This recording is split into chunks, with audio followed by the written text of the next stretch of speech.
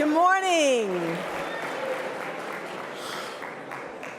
I love this day. Good morning, everyone. And how wonderful to be here with all of you. So many people in the room who are my favorite people on the planet. Thank you for joining us this morning.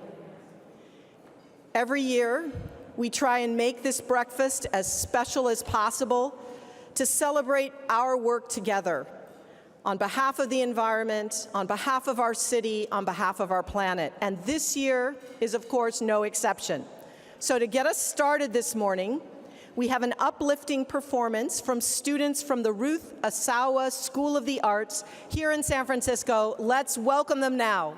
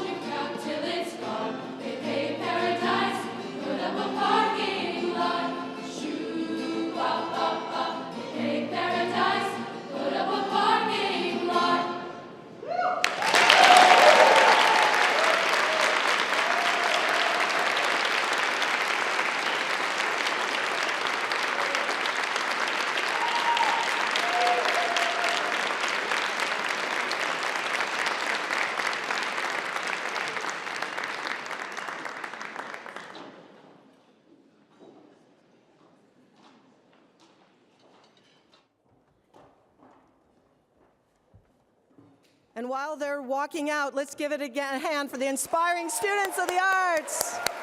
Woo!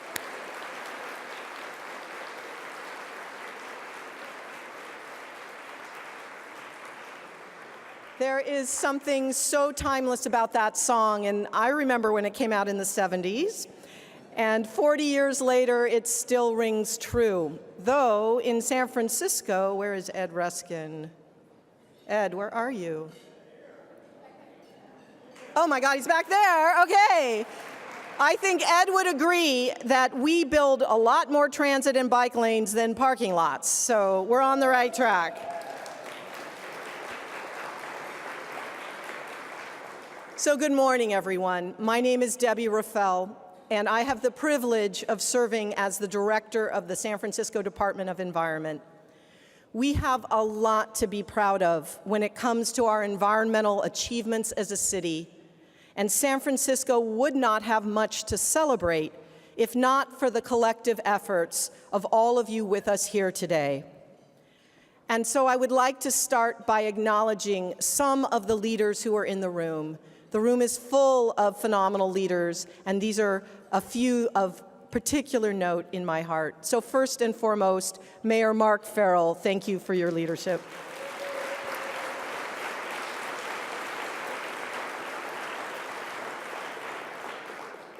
And I can't see where everyone is, so I am going to call out names of people who I believe are here with us. Supervisor Katie Tang.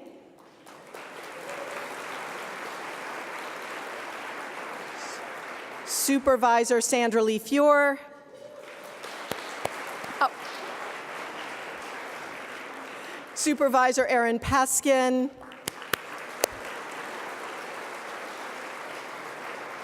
And Supervisor Catherine Stephanie.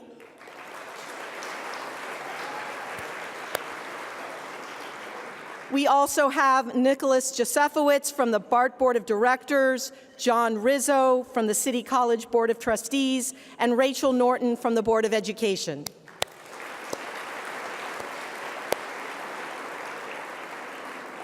And of course, our Commission on the Environment, we have our President, Elmi Bermejo, Johanna Wald,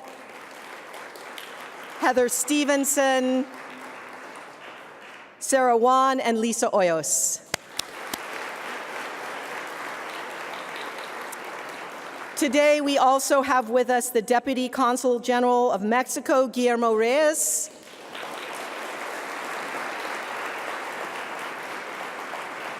We have the former U.S. Ambassador to Hungary, Eleni Kounalakis.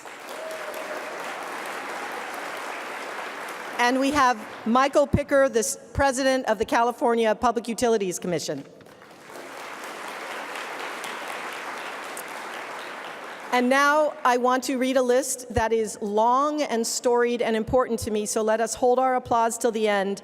And these are my colleagues, my fellow department heads, without whom we could not do what we are celebrating today.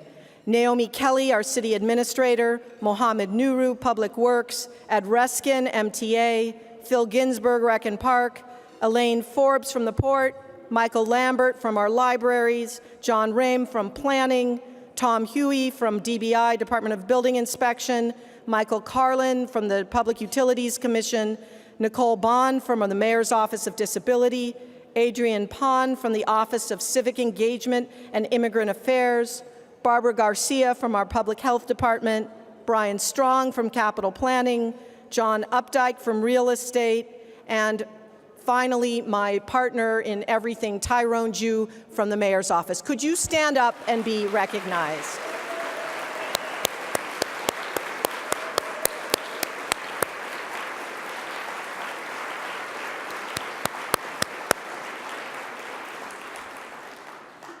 And lastly, I would like to thank right now our main sponsor for this event. So grateful for their leadership and their demonstration of what is possible when you lead by intention, and that is Kaiser Permanente.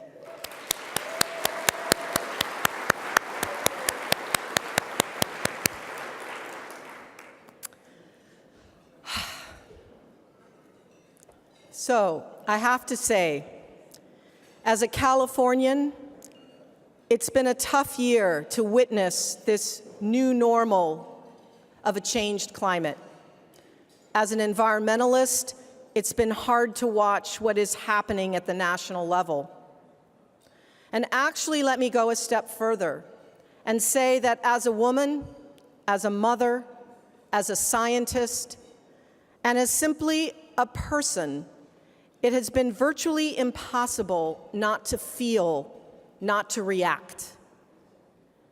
Don't it always seem to go that you don't know what you've got till it's gone?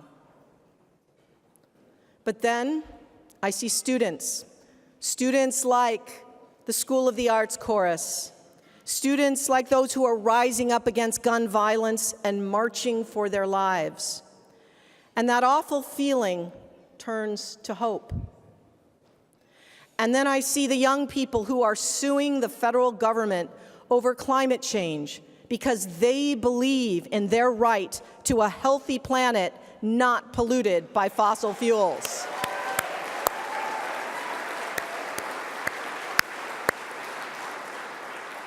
And by the way, so do we. So thank you, Dennis Herrera and the City Attorney's Office, for leading with other cities and taking big oil to court.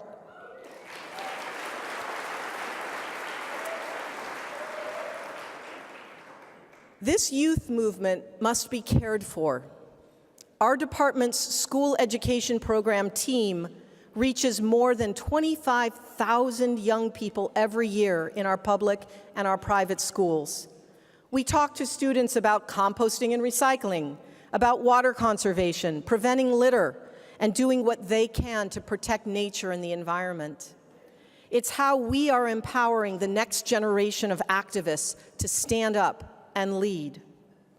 At the Department of the Environment, we are a place where big ideas intersect with how we make people's lives better, and we believe that action matters. That means helping small businesses in the Mission District reduce their energy use and save money on their electricity bills so they can afford to stay in San Francisco. That means protecting the health of our public housing residents by reducing their exposure to toxic chemicals. And that means going door to door to talk to residents and businesses about recycling and composting so that materials don't end up in the landfill, in the wrong bin, or on our streets. We too are rolling up our sleeves, along with our fellow city department heads, to address the city's greatest challenges. Ultimately, we want everyone in San Francisco to live in a place that is clean and green, because we know what we've got in San Francisco, and we don't want to lose it. And when it comes to rolling up sleeves, I'm reminded of someone whose absence is certainly being felt by so many of us, and that person is Mayor Ed Lee. Mayor Lee was not about apathy. He was about action. He wanted to know, what are you going to do next? It just so happened that I was with the mayor on what would end up being his last press event, because it was the day he died. He had just come back from the Chicago Climate Summit, and he was on fire. One of the last things I heard him say was that we must leave this planet in better shape than we found it. And he knew that our city could do this. He understood the importance of bold ideas, of pushing the envelope, because that's what San Francisco does. So many significant projects and policies are coming to fruition now because of Mayor Lee's vision and commitment to action. I often find myself imagining that he's looking down on all of us and smiling in his humble way with pride at what he put in motion. Don't it always seem to go? The loss of his leadership is felt, and we are inspired by his legacy to continue this work and move forward. Over the next 5 months, we will be gearing up for Governor Jerry Brown's Global Climate Action Summit, which will be held here in San Francisco in September. It will be a powerful opportunity to showcase San Francisco's values as we share this stage with the rest of the world. And speaking of sharing the stage, today we have with us a special guest from Mexico City, and I'm really excited to introduce you to her shortly. She's an environmental leader whose big ideas are delivering climate solutions in one of the largest cities in the world. But first, it is my honor to introduce to you today our host, Mayor Mark Farrell.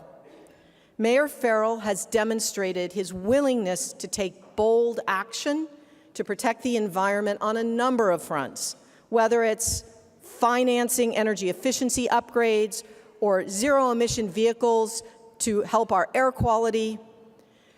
And the one particular issue that he championed that remains near and dear to my heart was his work to address toxic flame retardants. These are chemicals that have serious impacts on our firefighters, our children, and our low-income families. They are chemicals that are legal to use because of weak federal regulation, and yet those chemicals have no actual benefit from a fire prevention standpoint. Last year, Mayor Farrell authored legislation to ban the use of flame retardant chemicals in furniture and children's products. This is the first ban of its kind in the nation.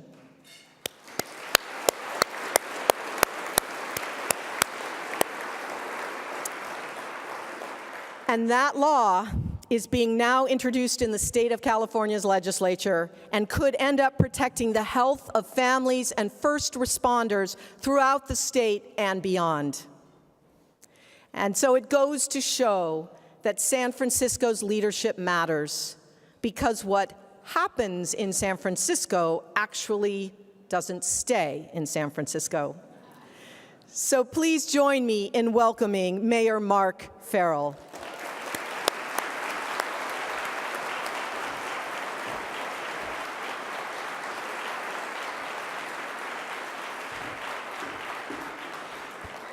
Thank you very much, Debbie. Aren't we all proud to be San Franciscans today? So first of all, I want to welcome everybody to City Hall for our Earth Day breakfast. Thank you for joining us this morning. You know, this time of year in April, we always enjoy highlighting how San Francisco is a leader in the environment across the globe, not only here locally, but not only here at the state of California, but across the entire globe. We highlight public events that are inspiring people, whether it be our youth or the residents of San Francisco, like the City Nature Challenge, run locally here by our California Academy of Sciences. Thank you. There we go. And of course, we're making bold long-term goals for our city of San Francisco by pursuing ambitious but common sense policies that will drive San Francisco into the future.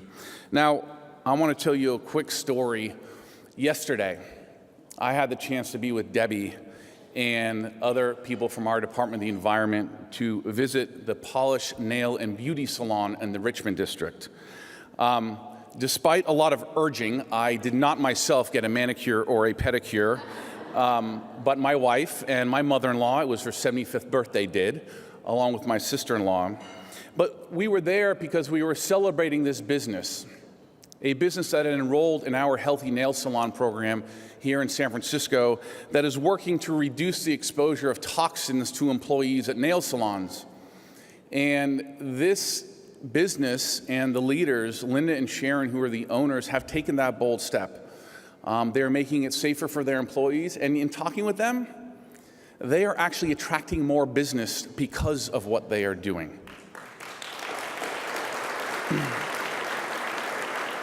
And right now, it is very impressive that in San Francisco, we have over 50 nail salons that have enrolled in this program. And as Debbie mentioned with other policies and priorities, other cities across the country are taking up this mantle and creating their own programs for their own nail salons. So once again, San Francisco is being a leader. But it just shows how different we are in San Francisco than Washington, D.C. And that seems like a given, but isn't it a shame? Isn't it a shame? We enjoyed 8 years of an amazing president, and we are now enduring 4 years of someone who is so different. And when we are moving forward in San Francisco, this administration is moving backwards and moving the needle backwards on climate change in particular. The head of our EPA wants to spend our taxpayer dollars on strange phone booths, on first-class tickets for his employees, instead of programs stemming the tide of climate change in our country. But I am here to say that San Francisco, while Washington, D.C. continues to stick its head in the sand on climate change, we will continue to lead in San Francisco.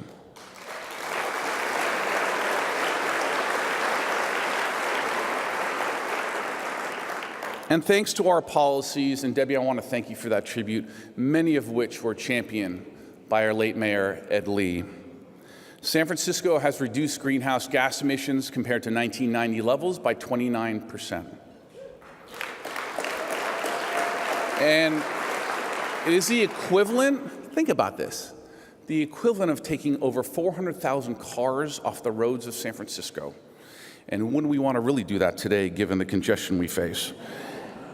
But I think the important point about all of this is we have done that while our economy has grown by 111% and our population has grown by over 20%.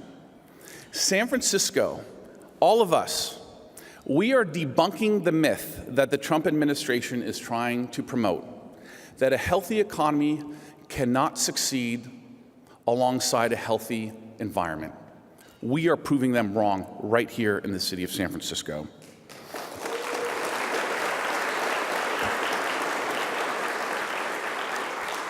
And I'm here to say that as a city, we are just getting started. We announced last week the transition of our water fleet to renewable diesel on the Bay. And by taking this bold step, we will be the first region in the country to do it once again, the first in our country. This historic accomplishment will help us reduce greenhouse gas emissions on our water alone by 60%, and cut back on the diesel pollutants affecting our air quality. And as you think about it, and as we talk to people, the owner of the red and white fleet last week, it's about us, but it's about our kids. We are protecting our water and our bay for our children. And we also have our own fire department leading the charge. I want to thank Chief Hayes White for leading our fire department in this.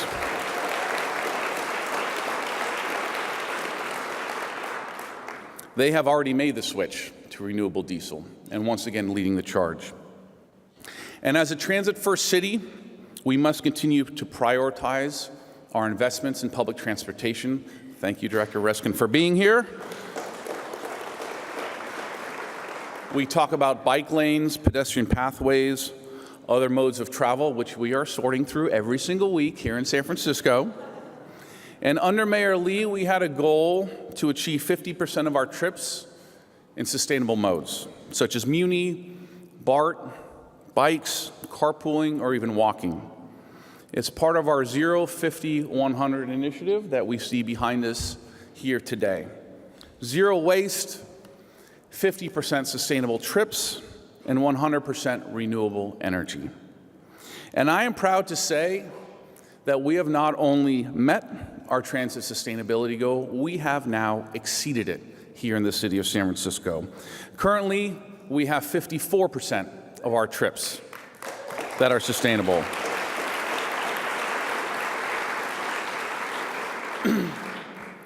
54% is good, but in San Francisco, we don't settle for good. We aim for greatness. So today, I'm announcing that we are setting a new goal of 80% sustainable trips by the year 2030.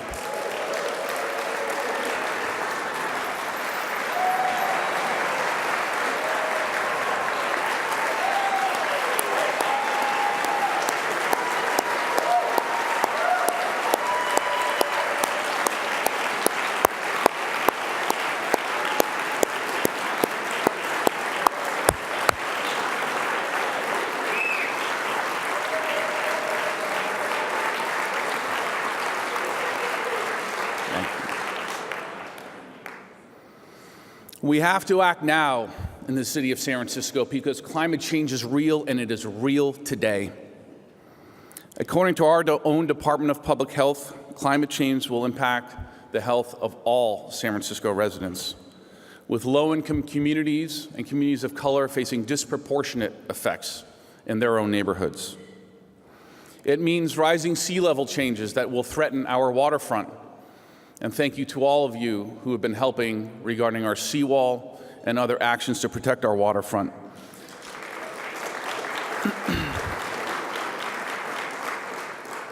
And I say this as a father of 3 young kids. It is our children that will inherit the earth, and it is our children in San Francisco that will inherit the city of San Francisco. That climate change, those policies coming out of Washington, D.C., is unacceptable. In San Francisco, we will steer a different course. We must create a different future for our city and be a beacon not only for our country, but again, the world as it relates to climate change. So today, you might have read, I'm announcing that San Francisco is going to sign a pledge to achieve net zero greenhouse gas emissions by the year 2050.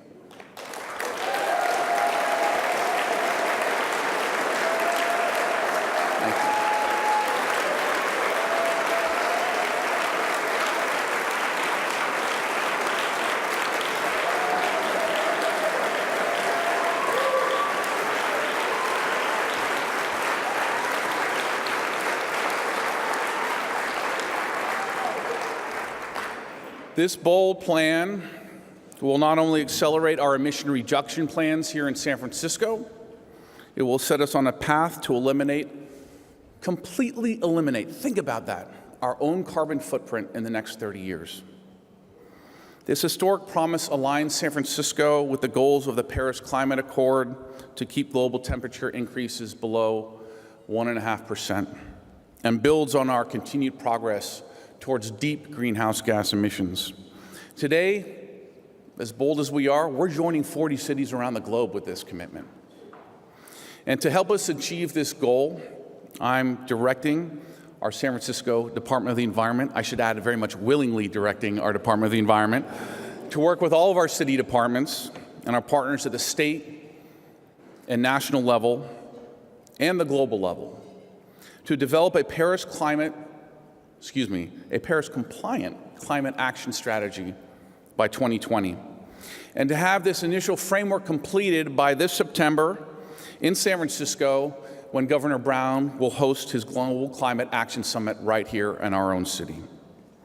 Debbie, I know we keep raising the bar on you and our Department of the Environment, but I know you take these goals willingly. But as we all know, the stakes are high. And I just want to say very publicly that I have full faith in our Department of the Environment and the leadership to make these goals achievable.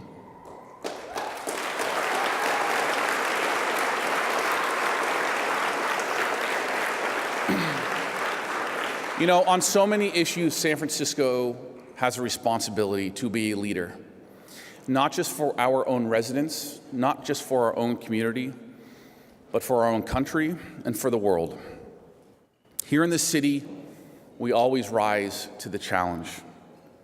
And we do so together when city government, labor, business, and the nonprofit community work collaboratively. We know anything is possible, including zero emissions by 2050. So today, let's join together. Let's celebrate together. Today, we are making history. And so at that point, I would like to invite Debbie, your team, any city department heads who are here, commissioners, and members of the Board of Supervisors to join me on stage as we sign this commitment and this directive to make sure that we are a carbon neutral city here in the city of San Francisco. Thank you, everyone, for being here.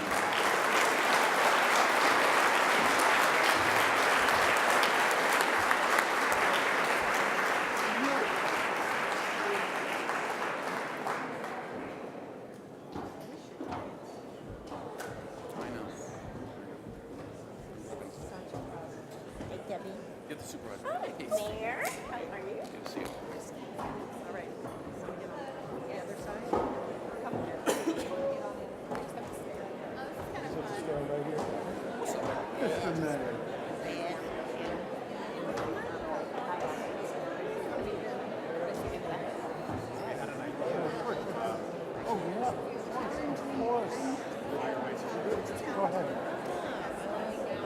You and me both.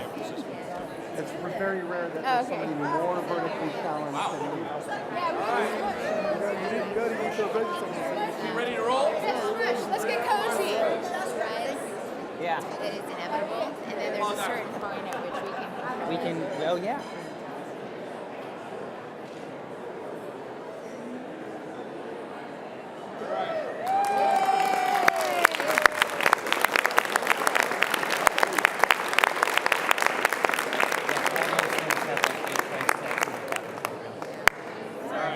Thank you, everyone.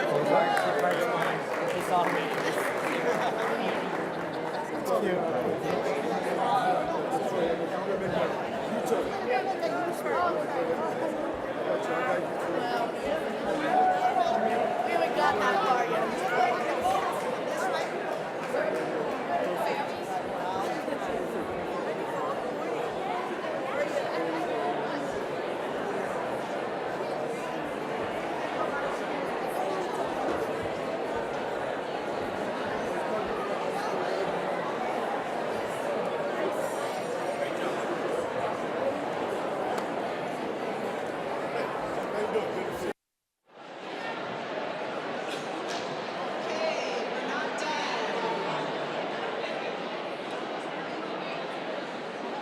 If you hear me, clap once.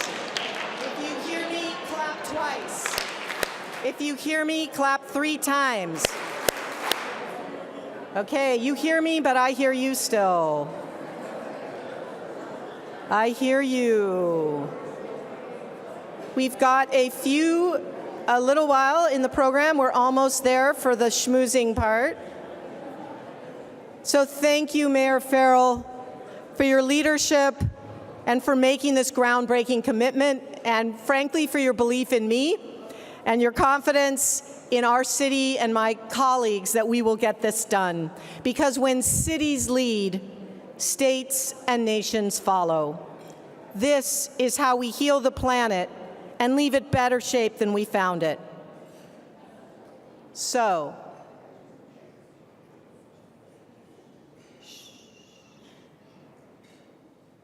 thank you.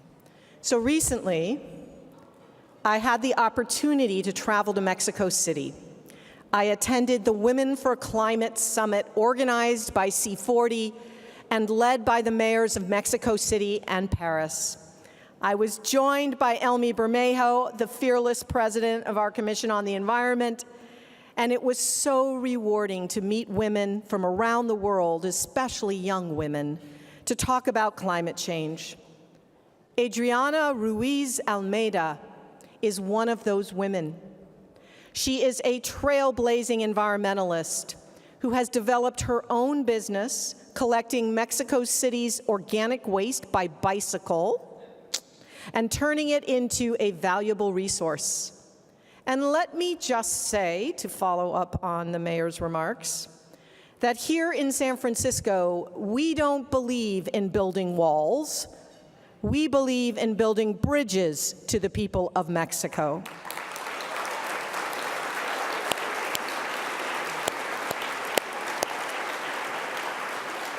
So please, give a warm San Francisco welcome to Adriana Ruiz Almeida.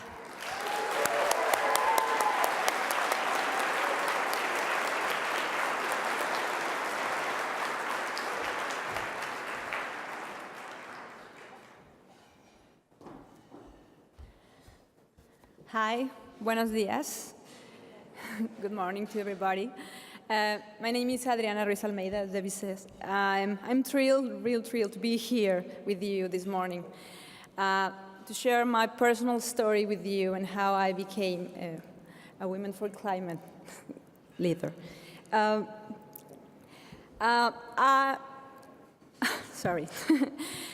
During my personal history, I have had the opportunity to get to know really great actors, people that are tirelessly fighting against climate change and to build sustainable and resilient cities such as Debbie here and all her team.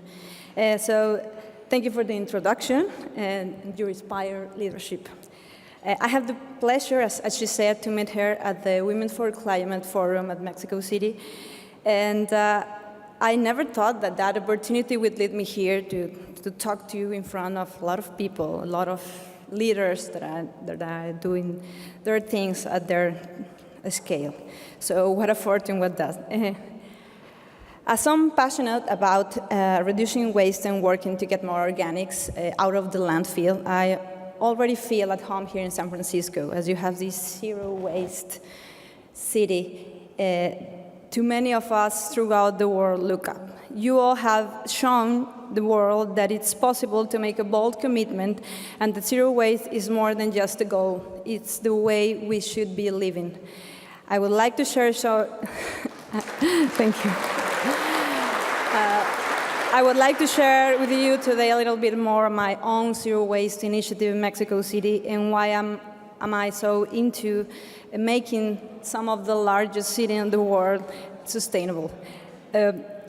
As Debbie mentioned, I'm part of this Women for Climate movement, and also I am a climate leader recently trained in Mexico City. But in many ways, I am starting my career in sustainability. I grew in really near Mexico City, not in the city, and I started my career as in banking and finance. I was really committed to become one successful executive in banking. But I wanted to eat the world, and I practically was doing so by my style, my lifestyle, my consumerism lifestyle, and then without caring about the impact I was gathering. So the change in me didn't come like suddenly. I did not wake up some morning and say, oh, what am I doing? I just gradually questioned my lifestyle, and something did not make much of a sense in my life. It was increasingly evident to me that I was doing something wrong, and also my peers. I wasn't sustainable on a personal level, so I decided to change and to pursue a master and a PhD in sustainability in Barcelona, Spain, where I focus primarily on the agri-food systems. And gradually, I strengthened my feeling that there was something that I could do. I spent 5 years in academia, uncertainly about what it would be leading me. And when I returned to Mexico City 5 years later, it seems to me that Mexico City environmental issues has only increased in my absence. I personally experienced a week without water on my apartment. So it was really like shocking that such a city as Mexico is having this huge problem, and we need to address them. I had much knowledge but little practice, so I decided that it was time to set out my own solution to solve the growing need in Mexico City, that is to address the food waste. Organic waste management, especially in mega cities like Mexico City, is carrying many logistical challenges and a lot of environmental impacts, particularly because people do not care about doing good sorting of the waste, and also there's not a secondary market on organic waste precisely. So there is where my years in banking and finance paid off. So I took my studies on financial backgrounds and began thinking about how to create a circular economy in order to reduce waste impact. I started with two amazing partners, a company called Sustenta Estrategia Ambiental, to focus on assisting restaurants and business in the city with their organic waste, and to help them cover the waste and turn it to a valuable commodity, energy, biogas, and biofertilizers. Our target are small business that generates approximately 50 kilograms per day of waste. We help this business sort their waste, collect it, and then utilize it in a urban biogas plants that we are piloting in Mexico to turn this waste into some fuel that they can provide back to their business.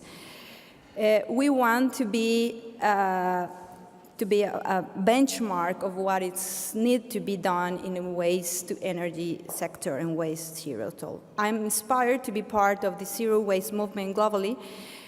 When you're able to see that where each doing in our cities is connecting to a greater world is really inspiring. It's inspired me to be here and to get to know a lot of inspiring people that is struggling with this climate change issues. I struggle now as a social responsibility professor to motivate my own studying, to feel inspired and take action.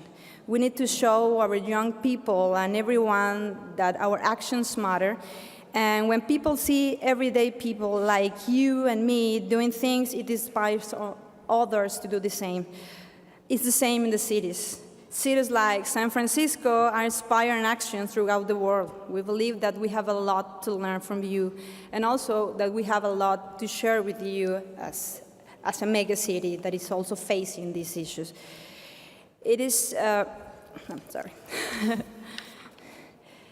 No. I know that it's going to be the Global Climate Action Summit is happening here in September. So it is my hope that Mexico City will be here and be represented, and that we will continue to find ways in which our two cities can work together along with the cities throughout the world. Thank you for inviting me here today, and I hope to be here in September also, and also thank you for all this great inspiration that you bring to the world, and also as a city that is like a benchmark and that is a really innovative city, and well, we're looking to collaborate and to be here in September. Thank you.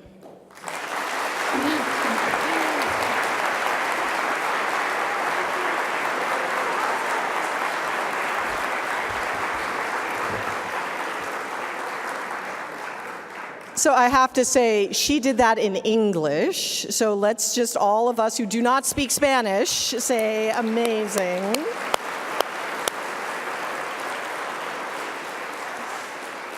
Thank you, Adriana, and we look forward to continuing to learn from you. Mexico City, San Francisco, two great cities on this planet, have a lot to learn from each other. We are not alone in this battle against climate change. So I have now, as we start to wrap up, I want to give a call out to a couple people I did not see, but now I see. So our Fire Chief, Joanne Hayes-White, thank you for all your support. And Thea Selby of the City College Board, thank you so much for the leadership of our community college. Okay, we could not put on this event without the generous support of our sponsors. And it feels like this year we actually have more sponsors than ever, which is a great sign in terms of how engaged our business community is. So I'd like to thank them for their support. If you're enjoying today, you are thanking them along with me. So first, Kaiser Permanente, thank you. Thank you. And Nesty, thank you so much. Arcadis. Levi Strauss, where are you guys? Oh. And Salesforce, where are you guys? Thank you. Okay. And then I'd also like to thank, from the depth of my heart, Air Liquide, Another Planet Entertainment, Blue Shield of California, C40 Cities, 5 Point, San Francisco Giants, Hospital Council of Northern and Central California, McDonald's, RMW Architecture and Interiors, United Airlines, and Wells Fargo. Let's give them a big round of applause. And my final thank you goes out to the people I work with every day who inspire me and fill me with such deep gratitude, the staff of the Department of the Environment. Woo!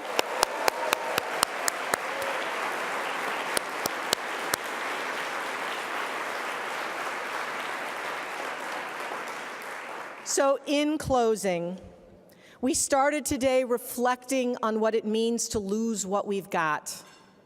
But we know that all is not lost, especially when we commit to take action on behalf of our planet Earth. We have much work to do, and we have much to celebrate too, which is why I want to send you off on an upbeat note to help us get motivated to reach our new 80% transportation goal. Thank you, MTA. Yay. We've invited the San Francisco Cable Car Chorus to close out today's breakfast with a song about our city.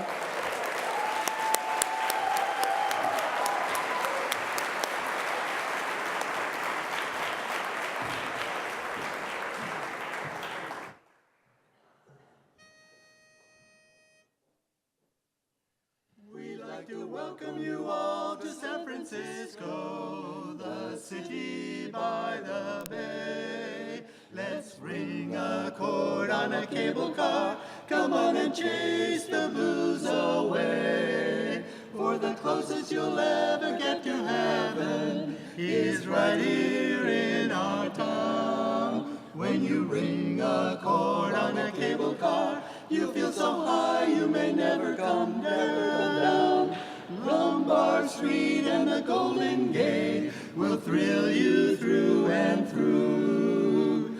Fisherman's Wharf and Chinatown are waiting just for you. But the closest you'll ever get to heaven is right here in our town. When you ring a chord on a cable car, you feel so high you may never come down. When you ring a chord on a cable car, when you ring, you'll feel so high you'll never come down.